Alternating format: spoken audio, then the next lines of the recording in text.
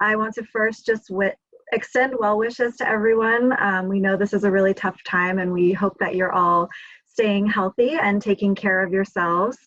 And I wanted to start by really giving a shout out and a thank you to those School of Public Health graduates and other Maryland graduates who are on the front lines of this pandemic.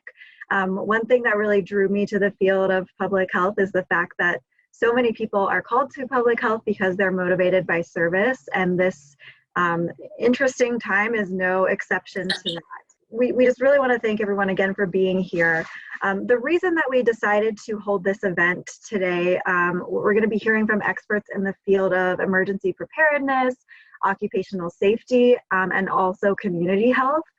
And our hope is that it provides you with information that will give you knowledge and tools to become a better resource for those around you and in your community. I think oftentimes when people hear or find out that you are have a degree in public health or a related field, they come to you with questions. So we want to make everyone leave this hour-long seminar feeling well equipped to answer those questions. I'm going to start by introducing the speakers. So my name is Alyssa Todaro Brooks, and I'm the president of the University of Maryland School of Public Health Alumni Network. I'd first like to introduce Dr. Don Milton, who is a professor of environmental health in the school's Institute for Applied Environmental Health. He specializes in infectious aerosols and respiratory epidemiology.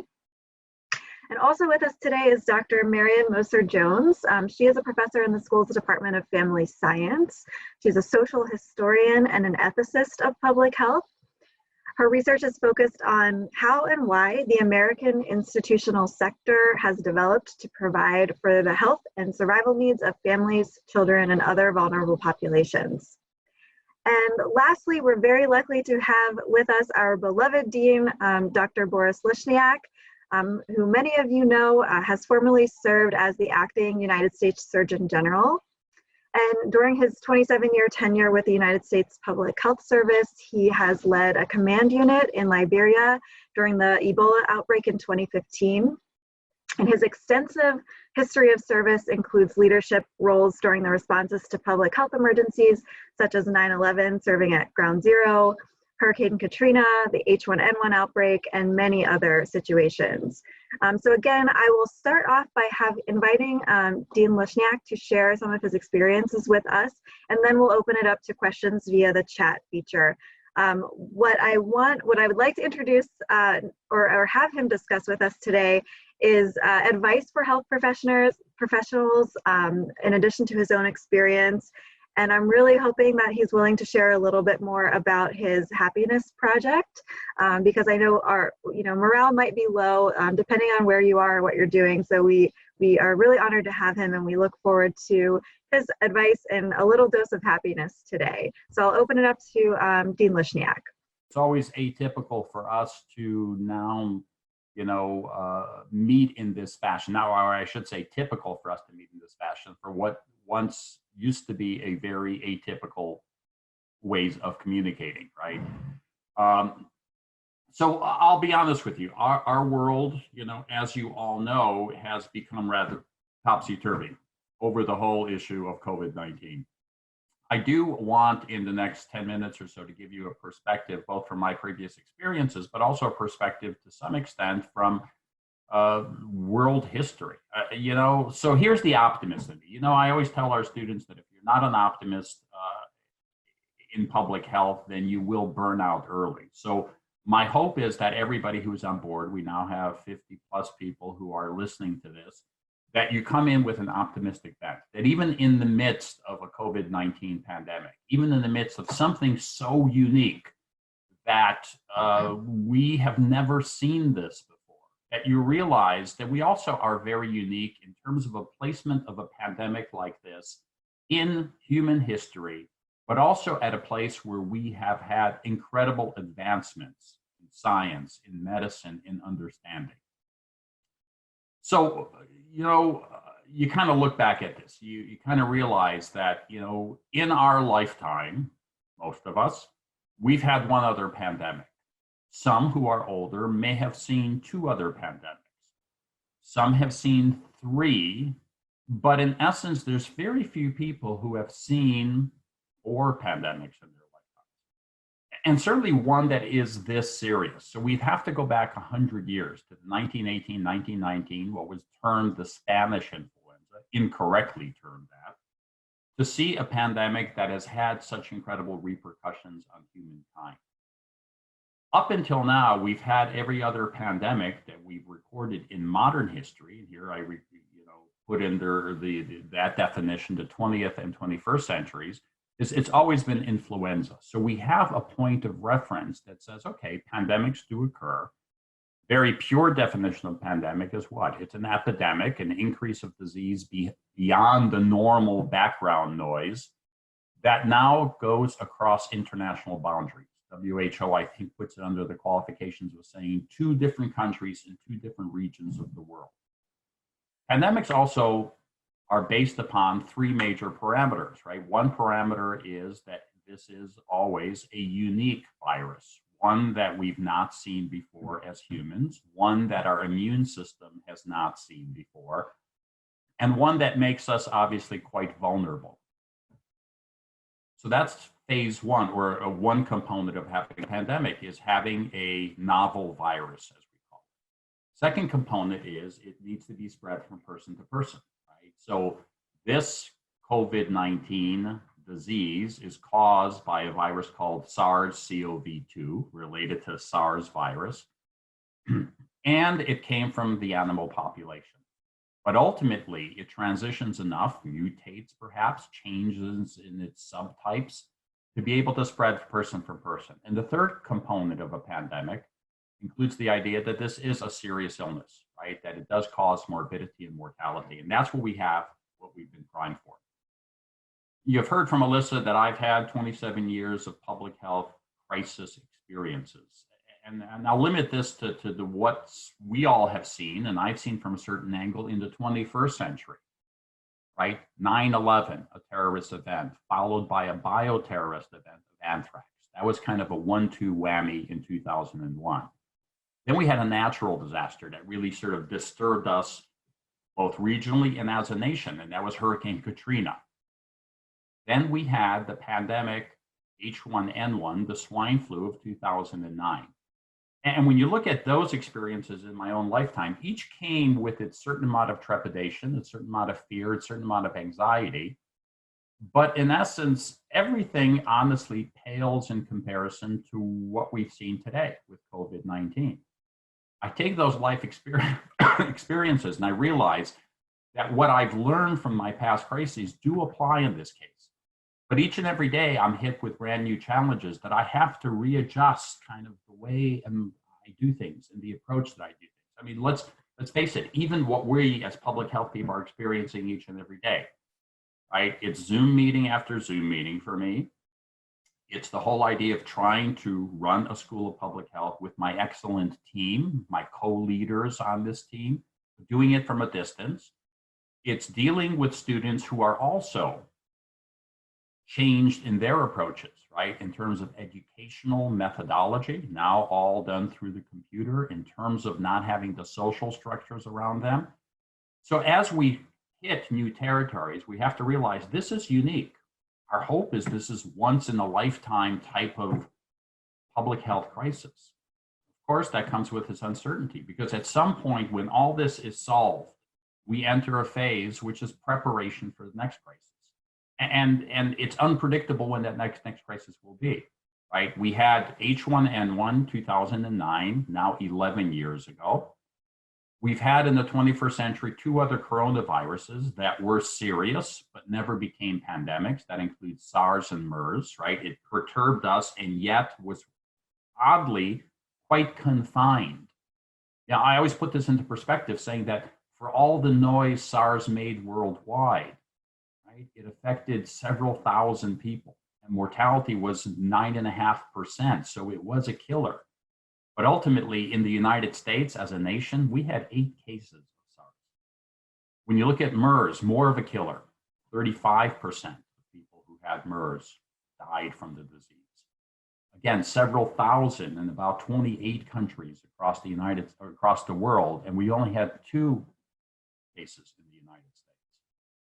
Here, it's a whole different picture. The world is in this together. Earlier today, I had the pleasure of being on a town hall with the Voice of America. My other panelists included people from Taiwan, people from Bangladesh, from India. I was the American.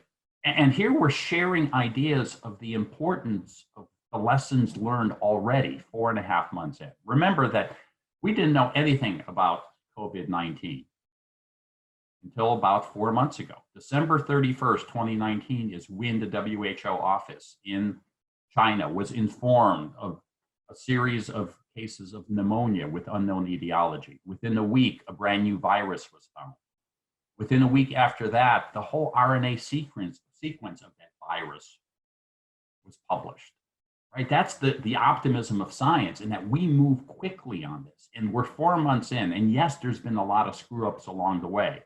Yet in that pathway, we've come to a further understanding of a brand new novel virus.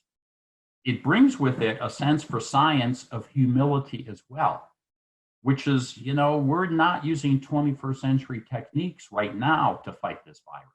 We're using the science, over 300 clinical trials going on right now for therapeutics. Vaccines are being developed and being tested.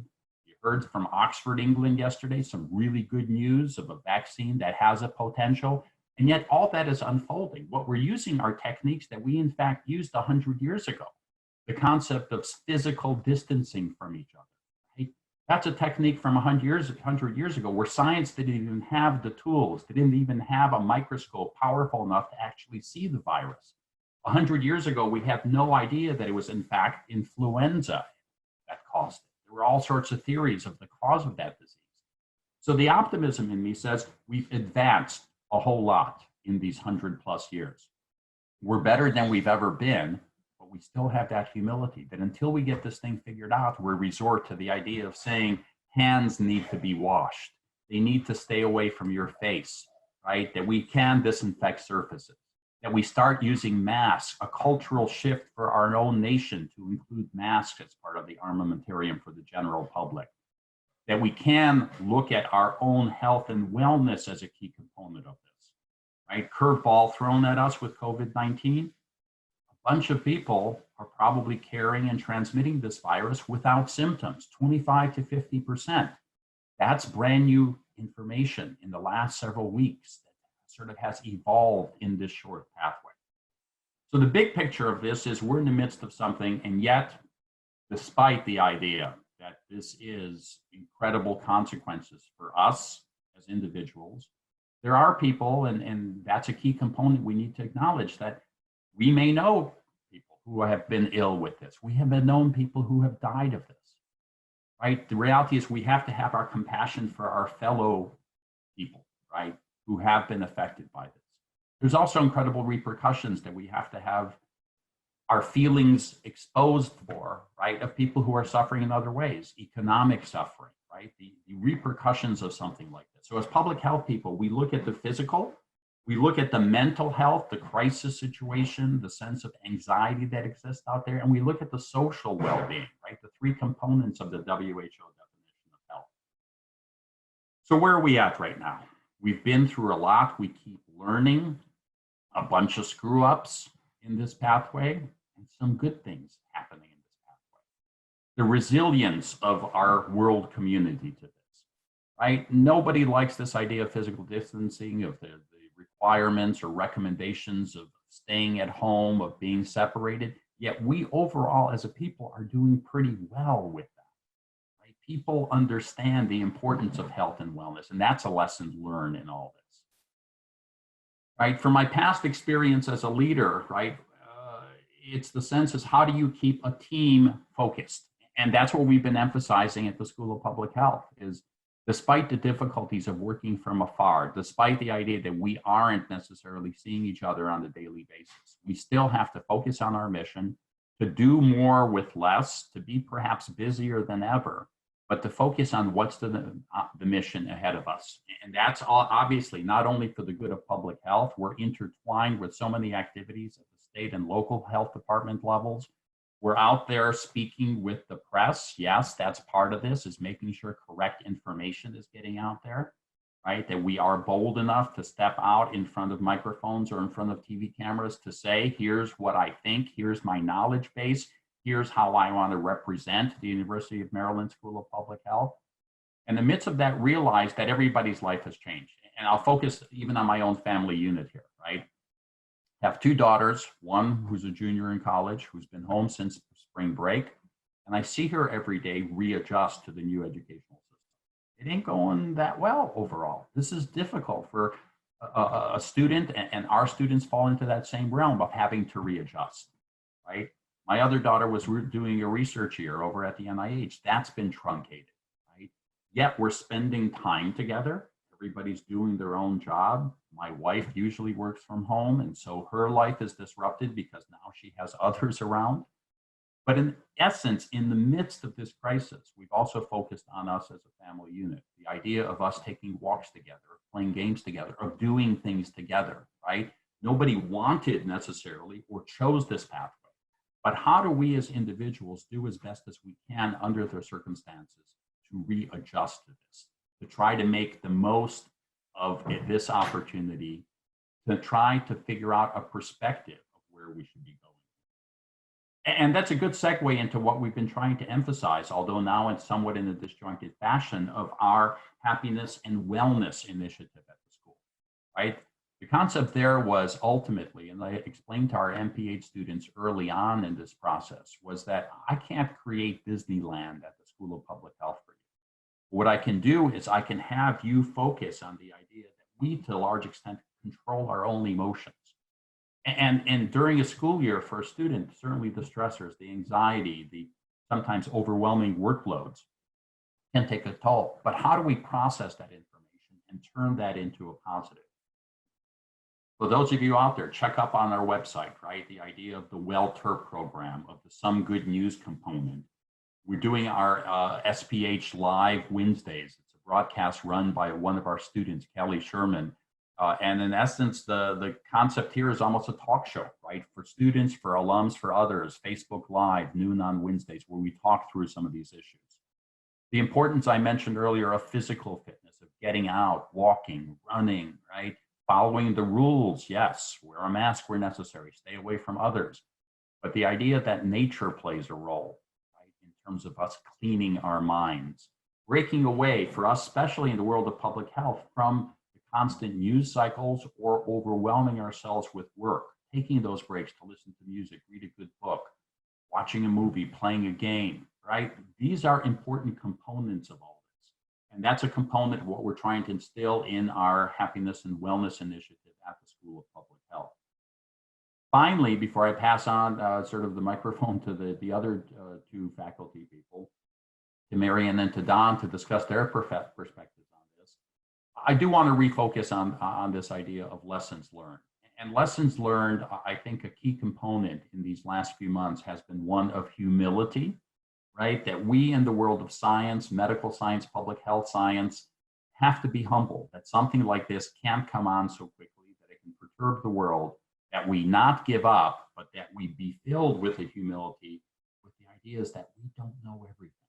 And assumptions that we made yesterday may be completely wrong by tomorrow, that we have the ability to readjust, that we as leaders have to make decisions based upon the best science available. That's the hope.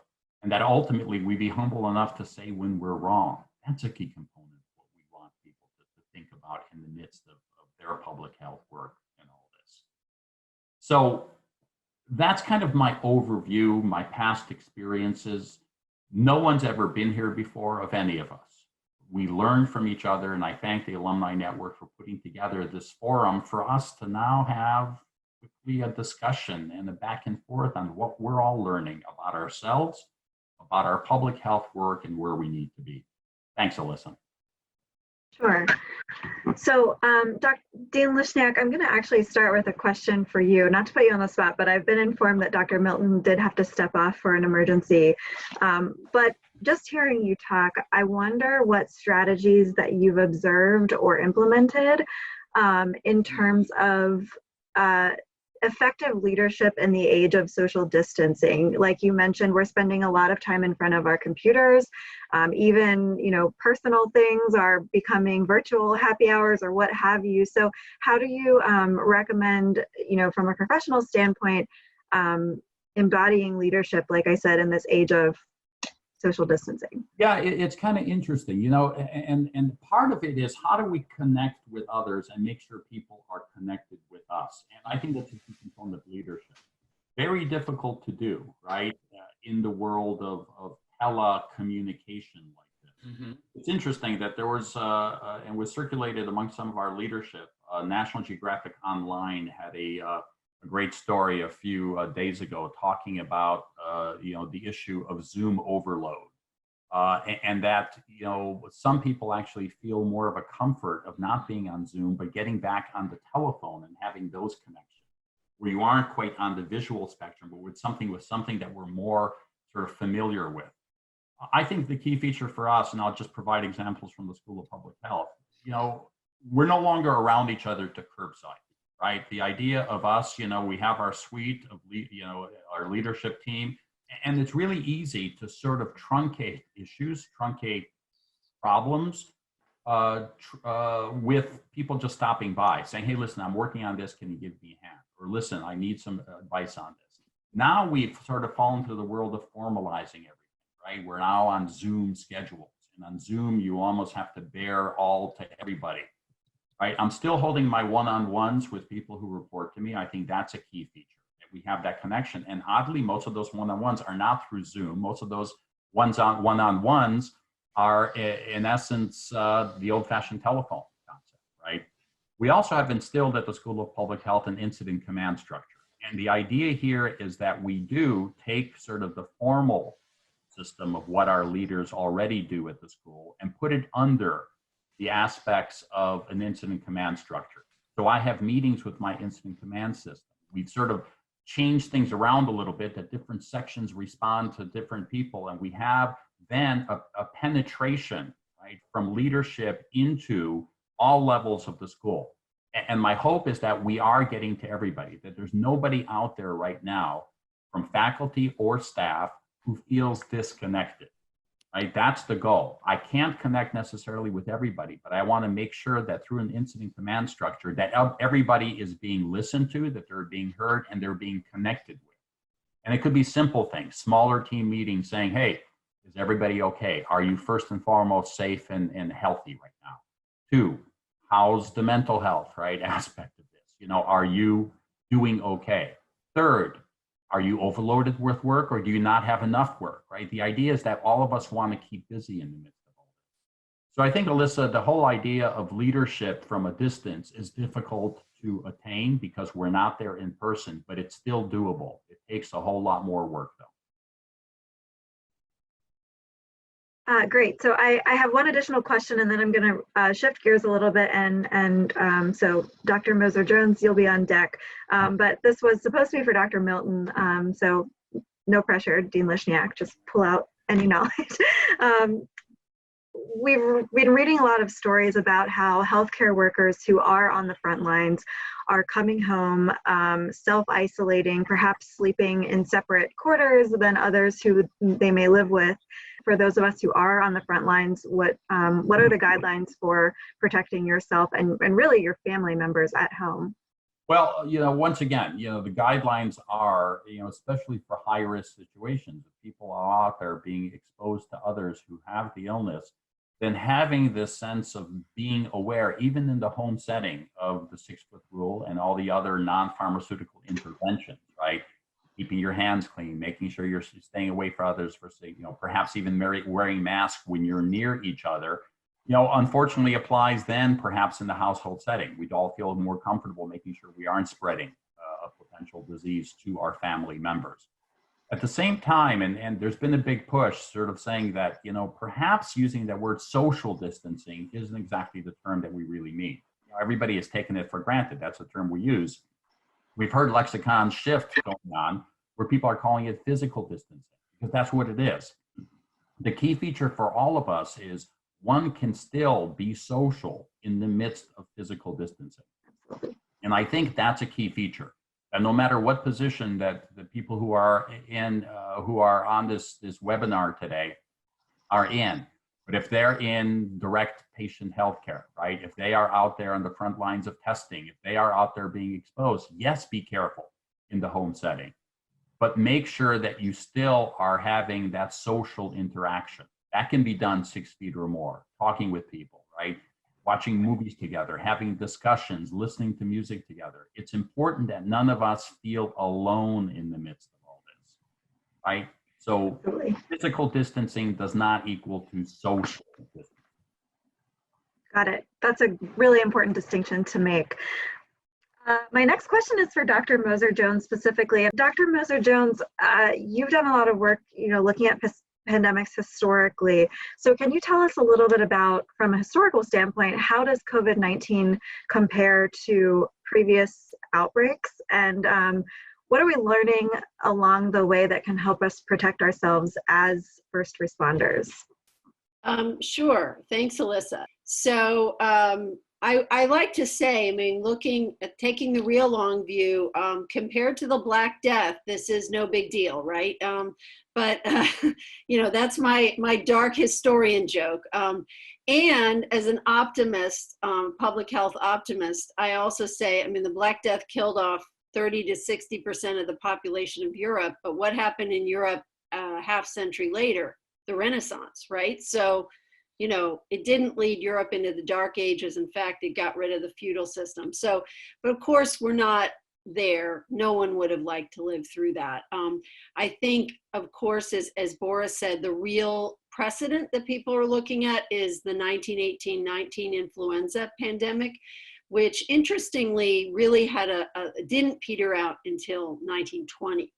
And even though we are all hoping for a vaccine, and I too am really excited about that Oxford group and other groups I've heard about, it didn't end with a vaccine. And we are much more fortunate now to know, that the agent that is causing this is not, is a viral agent, and to have sequenced it. So they had a vaccine for the flu and people were testing it, and it wasn't correct. It was based on probably contamination of a sample, and it was bacterial. So in some ways, we've come far since then. The other thing is that the influenza pandemic of 1918-19 killed 50 million at least around the world, and in the US killed, the raw number is 675,000, probably somewhere around 550 to 600,000 excess deaths among what normally would have been that year. And what's similar is that it was frightening in that it was different than what we'd seen before. And what was frightening about the flu was that it had, you may have remember from an epi course, the age mortality curve was M-shaped instead of U-shaped. Right. So instead of having just the infants and the very old who were dying and everyone else just, getting sick, or now we'd say getting vaccinated, hopefully, but it had this M, which was people ages 20 to 45 who were dying in larger numbers and than anyone else, so larger numbers of cases. So that was terrifying. And also you had something similar to today in that you had the cytokine storm. So in many cases you had reports. We have a lot of case reports from influenza of people, really healthy people, young soldiers especially, rapidly became sick, and then they autopsied them and their lung tissue was just destroyed. And it looked like, the body had attacked itself, and that's what it had done. So the body had overreacted, and we are seeing some of that today.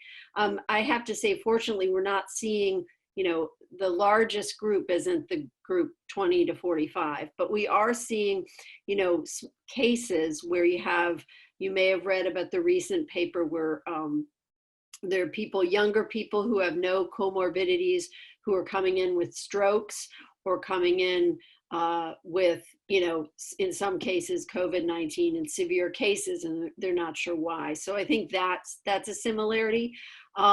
One thing that's optimistic, I'd say, is that even though we are on track to, we've had more than 53,000 deaths. It's staggering. We're not on track to have the death rate that we did in the 1918-19 flu. If our population today were counted, I mean, we're about 3 times the population that the US was 100 years ago.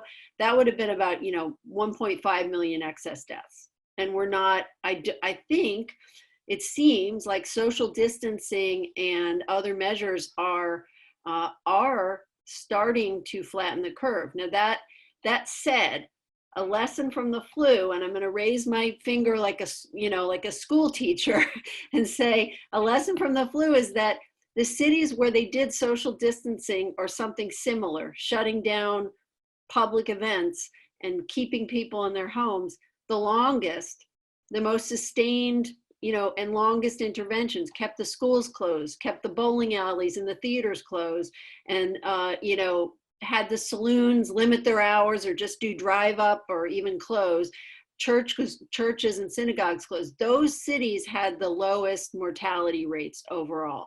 And so we can learn from that even though we are probably, many of us, a little stir crazy from staying in, and it's hard on parents. I know I'm a parent, it's hard on us, and it's hard on kids. That we know from the data, from history, from some great studies that have been done of the 1918-19 flu, that worked in terms of slowing transmission of a respiratory contagious novel pathogen. And so that's a big lesson, and I will stop there. Thank you so much for that. I have one additional question for you, and then I'm getting a few through the chat, so I'll do my best to moderate as well. This, we're reading a lot in the news about how this is affecting vulnerable populations differentially. And for those of us who are health professionals on the front line, what actions can we take to mitigate or to address these disparities? I know that's a really tough question, but is there anything that any advice you can offer? I mean, I'm also reading this, and one thing I've read recently is the zip code 20783, which covers from Chilham to Langley Park to Adelphi, actually has the highest number of cases in Maryland right now. That's a zip code that's about 64% Latino, Latinx. So what does that mean? I mean, as health professionals, we need to study, we need to find out, and we need to encourage health departments to find out what is going on there. But we do know that strengths of Latinx populations are people living in, wonderful, supportive, intergenerational households. Many people working very hard to support their families. And there are many people who are going to work and have to go to work. So how, as a health professional, can you advise someone to implement social distancing when they live in an intergenerational household, they don't have lots of separate rooms for everybody, and they have to go to work? So I think, some of that is for the policymakers on a higher level, but as a health professional, I mean, thinking about really, first of all, advising the community how much they're at risk, right? The other thing is, are there alternative places where people who are exposed can self-isolate? I mean, that seems to be something we need to start talking about. And really this issue of how do we make social distancing something that's not just a luxury for those of us who can afford to do so. And that's more of a policy issue.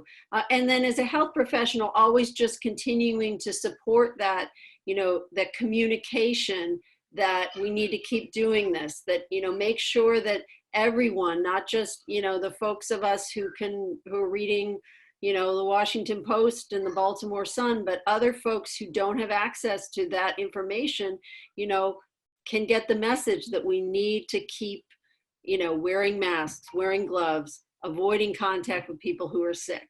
Thank you. And welcome back, Dr. Milton. I think that actually is a good segue. While you were off, there was a question about precautions that healthcare workers should be taken and the extent to which that they should self-isolate and what that sort of looks like when you're in a home with multiple people, which may include children or elderly or people who are immunocompromised. But I guess, you know, that question, and or more broadly, if you want to speak, if you wouldn't mind speaking to what our understanding is for minimizing risk among healthcare workers particularly. Thank you. We don't have any definitive information yet on exactly how this virus spreads from person to person, which really isn't surprising since we've only been dealing with it for 4 months. And we've been dealing with influenza for 100 years, and we still don't know how that spreads from person to person. Most people don't realize that we don't actually know that. I just got an email that NIH has postponed the deadline from June 23rd to September 10th for a $6 million a year cooperative agreement proposal that they have out for 5 years to try to answer that question for influenza. So we're still putting money into trying to figure out how influenza is spread. It's very difficult to have any definitive answers about how SARS-2 is being spread.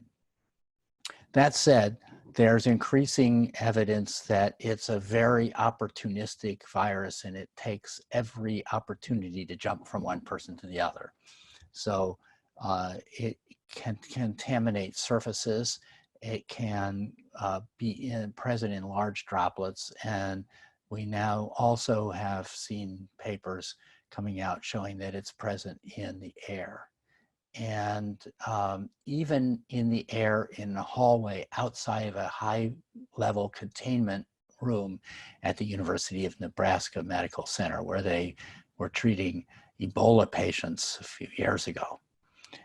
So how do we protect against this? Well, on the other hand, the epidemiology out in the community suggests that mainly it's people who have I'm sorry, I'm getting text messages in WhatsApp from my dad, who is one of the very few people living who was around in 1918. And he knows how to use WhatsApp, and he's sending me messages. So you may hear this dinging in the background because he has lots of questions about what he should do to protect himself at an age of 101. But the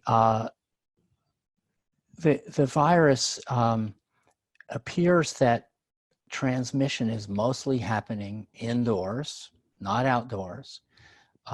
There's a very nice, most of what we know is in preprints form still, from University of Hong Kong, where they have analyzed over 300 early transmission events outside of Hubei province in China, and found where 3 or more people were infected, and all of them occurred indoors. And most of them were in households. So household transmission is a real issue. And in Japan, they have found that crowded, poorly ventilated indoor spaces are a big risk. And so one of my big concerns about 20783 is that we know there are a lot of families living in very close quarters. And while they have the, the strong family structure is great and is very important for supporting people's mental health and in every other way, the other side of it is that often these places don't have residential buildings in eastern United States and in Maryland in particular are not required to have any outdoor air ventilation. So if you don't open the windows, you're basically rebreathing everybody's air in your apartment. And if you have a lot of people living there, that is a potentially hazardous situation. So in those environments, if people are going out and working in grocery stores and healthcare and have potential exposure, you kind of want people to wear the surgical masks at home. Now, we hear a lot about surgical masks and whether they're good enough to protect you if you're a healthcare worker. And there's still a lot of debate about this, and I think it arises for two reasons. One is we know that surgical masks don't do a very good job of protecting against fine particles. Boris and I are occupational medicine docs, and we learn early on in our career that you need respirators to protect people against hazardous environments because they block out 95% or more of the infectious agents or toxins that are in the air. Whereas with a surgical mask, of the fine particle stuff, you're only blocking out maybe half of it. But it also can work as source control. And this is one of the things that I studied some years ago with influenza. And we have a new paper out recently, which also looked at seasonal coronaviruses and rhinoviruses. And the message is that it does something. It's not great, but it does also work as source control. So one of the things that people who are potentially exposed outside of home can do to protect their families is to continue wearing masks at home. Perfect. So there was one question that you may have seen come through the chat feature. In situations where healthcare providers are knowingly or unknowingly providing PPE that is not quite up to standards, what rights do people have in that type of environment, and what can you recommend in those really tricky situations? CDC, I think, has tried to be fairly clear, but often misinterpreted in saying that no, what you need to be providing are N95s, respirators, and if you can't provide that, here's how to triage what you have. I think that has been interpreted by some to mean that it's okay to have this other stuff. Well, it's not okay. But if that's all you've got, they've got a recommendation for deciding how to put them, what you have, the most effective stuff in the place it'll do the most good. But employers under the OSHA, the Occupational Safety and Health Act, are required to provide a safe and healthy work environment. And there's a real conflict here because we didn't prepare to do that. And I'm not a lawyer. I can't say what your rights are in that situation to protest. And it's a very tough situation to be in. So for all three of our panelists here, I have a set of two questions that I sort of like just brief input from each of you if you're comfortable answering. One is, what can we do to prevent burnout, and or how do we intervene when we notice that colleagues are potentially experiencing burnout or frustration? And then the last part is, what can we do to help? So for those of us who aren't necessarily front responders, first responders, frontline workers, what, besides staying home, is there anything at this point, and I know Dean Lishniak, there's a little bit that maybe you can share about the Maryland Health Corps, but so I guess my two kind of closing questions are, how do we stay positive and take care of those around us? And then how can we contribute? Let me start first, and then we'll pass it on to Marian and Don for their recommendations. In terms of the burnout potential, one is, don't overwhelm yourself with the mission. Part of this, and this goes back from my previous experiences as an officer in the U.S. Public Health Service Mission Corps, is that if you're trying to be everything to everybody, or if you're trying to do everything today and get it all accomplished, then you're going to burn out, right? First of all, let's talk about the idea of work hours. It's very easy to fall into the trap in the midst of a crisis saying, okay, I can't get my sleep in because I have too much to do. No, that's not the answer. You are more effective if, in fact, you do divide up your day with breaks and that you do get a full night's rest, right? That's the idea. There's never something so important that it can't be postponed for at least a little bit of time. And I've seen this especially in the midst of, whether any of the deployments I've been on, that those first 7 days, everybody wants to be on 24/7 because it's macho, because it's the thing to do, because people are suffering, I have to do something. Back away. And the idea of burnout is start getting your mission accomplished by taking off the bite-sized pieces, if you will. Divide up your work so that you can accomplish something without feeling so overwhelmed. Organization plays a key component to workout. If you're trying to work everything at once, that's going to be a setup. Regarding colleagues and workout, it really is the sense is that we need to be checking in with people all the time. And again, it could be a phone call, it could be Zoom, it could be a text message. How you doing, right? We don't spend enough time. We all send our mission oriented saying, hey, did you get that done? Or where's this product I've been waiting for? No, start off with a how you doing, and the how you doing can lead to a conversation.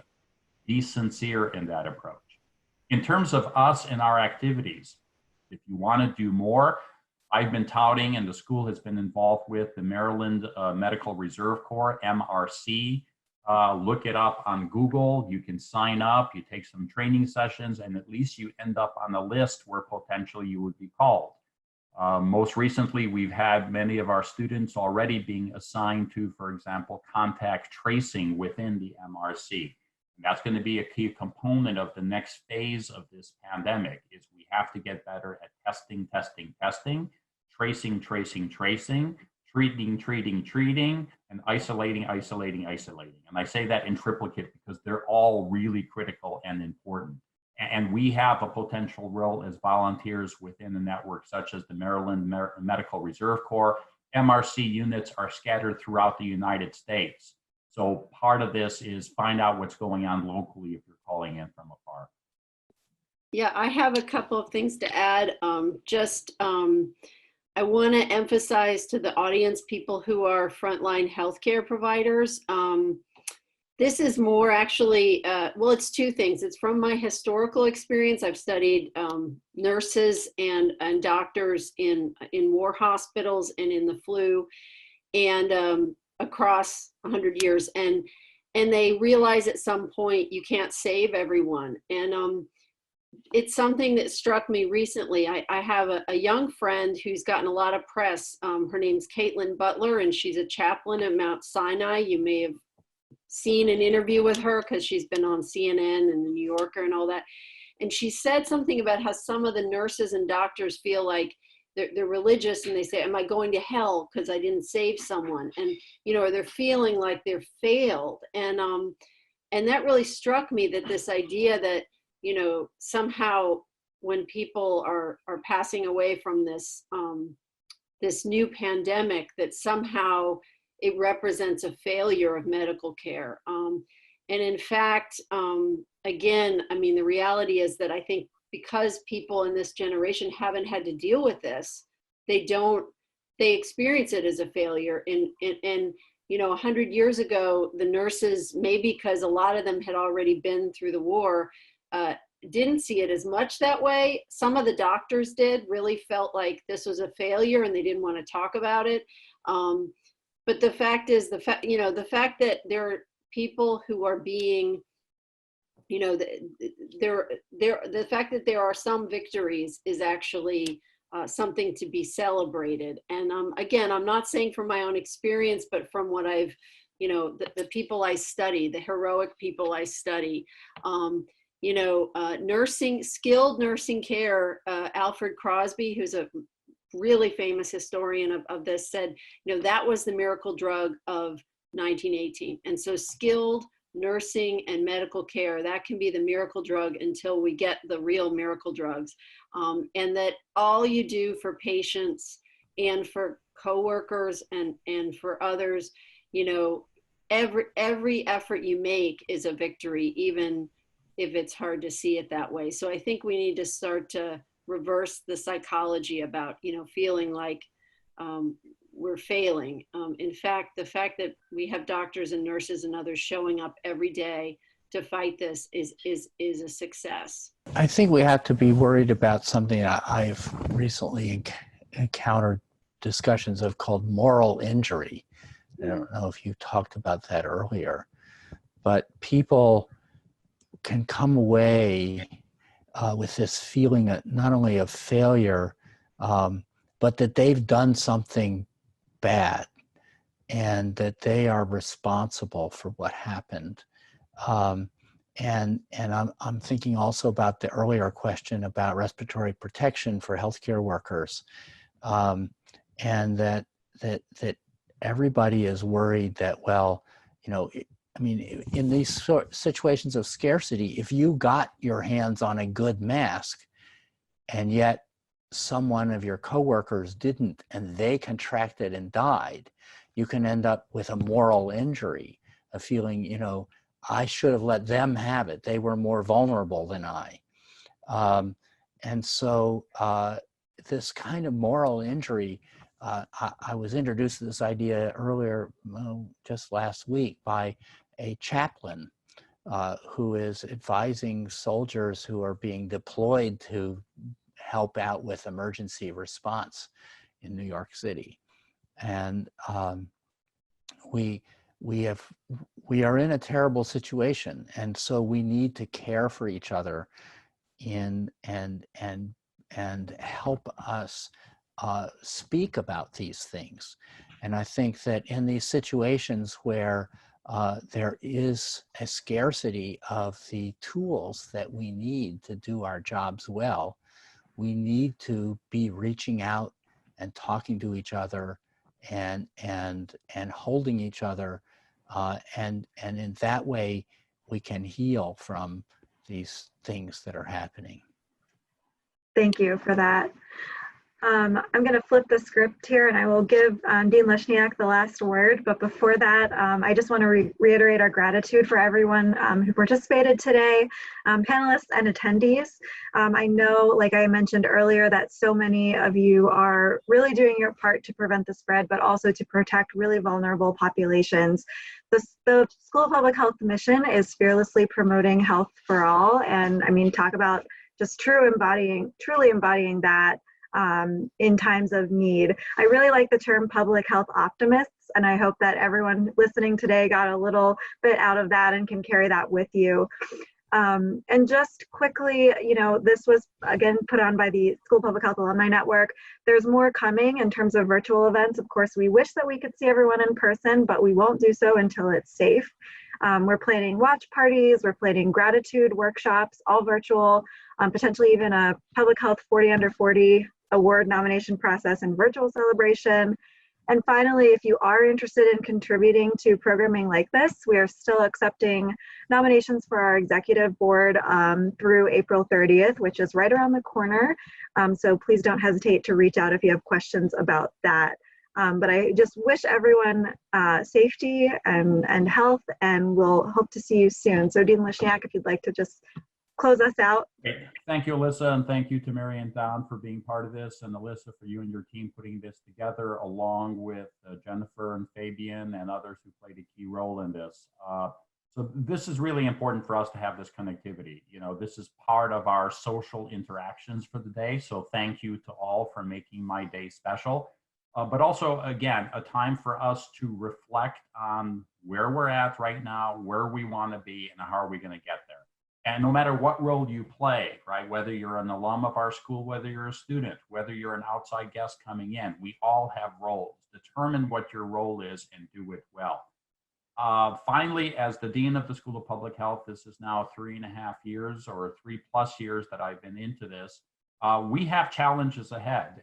And some of the challenges are going to be all the repercussions from this, right? From, including the economic repercussions.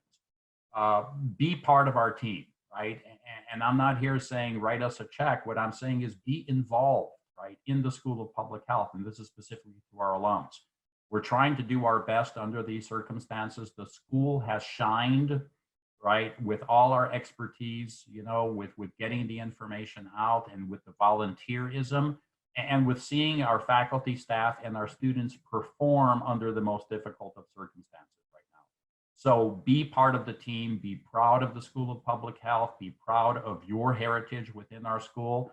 And thank you again for being part of this, and stay healthy. That's an important part, and optimistic. Thanks.